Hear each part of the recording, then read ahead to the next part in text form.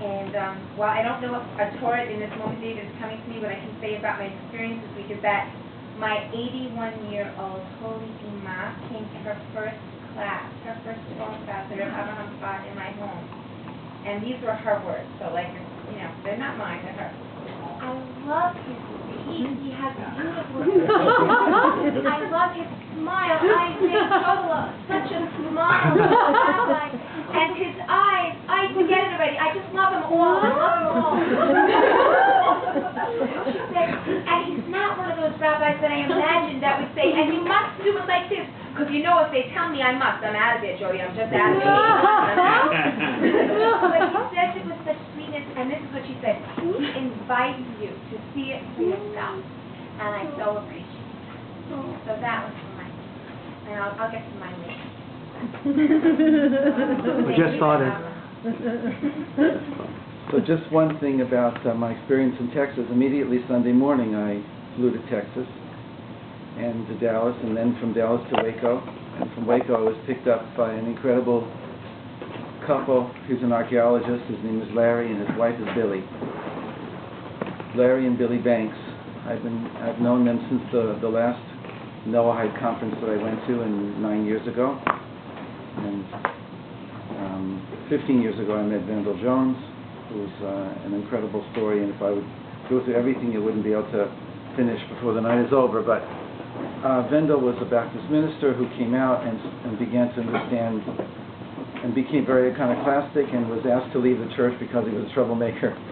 And ever since then he started helping people to understand the problems and bringing in, and eventually when he heard about from the Rebbe, the Rebbe Zatzal of the 7 laws of Noah, he became an advocate of that, and he became a master of helping people leave Christianity and embrace Torah.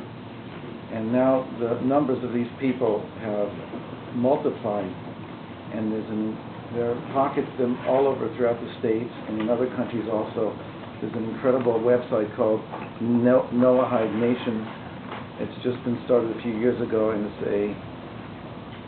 amazing. And I met the man who runs it, and who wants me to now be more involved with it.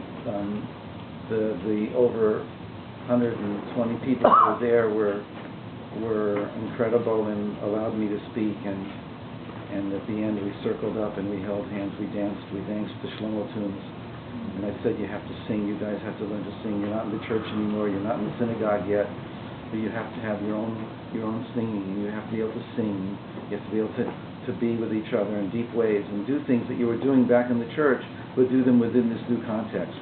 And they really heard me, and just it was such a profound experience, and we looked at each other in this huge circle of people, and I asked everybody to lock eyes with somebody else in the circle, to lock eyes with anybody you want in the circle. Somebody, if you want to do it now, there's nothing like it, and to look at another human being, and when you look at another human being, and you really look, and there's almost no reason to not to cry and to know that you're seeing God. You see, but we're looking everywhere for God, right?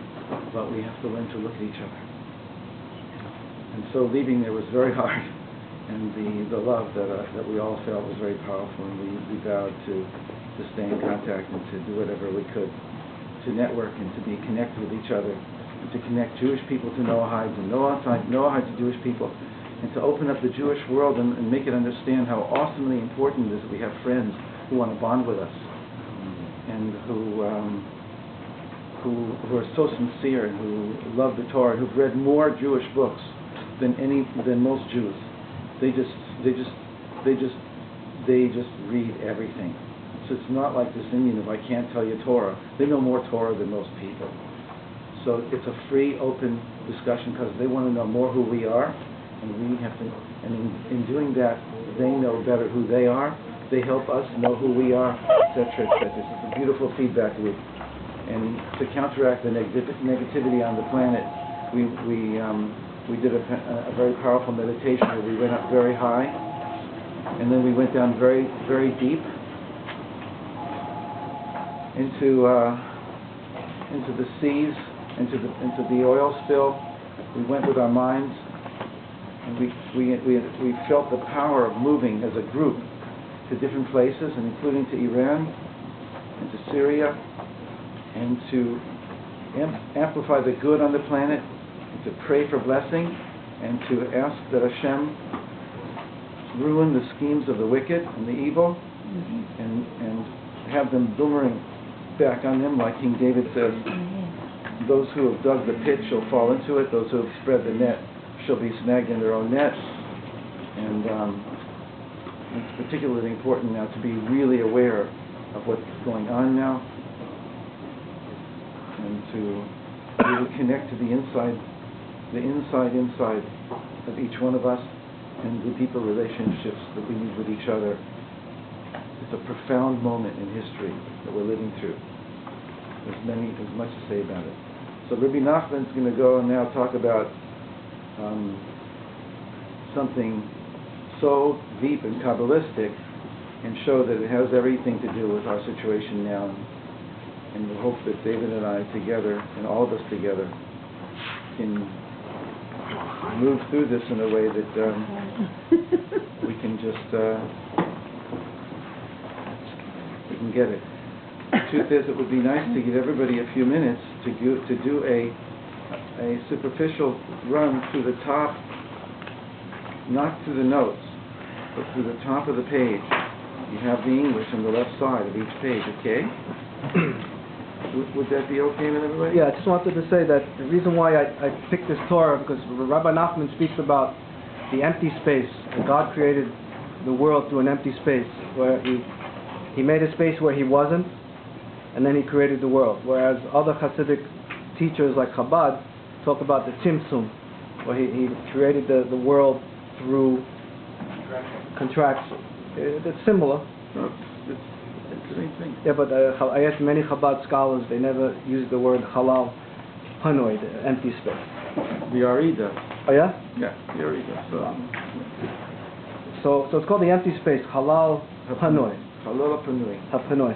And when I first heard this, it would ring in my ears. Like, I had no idea like what it's talking about, but I was very attracted to it. And for many years, it was ringing in my ears. Years in my ears.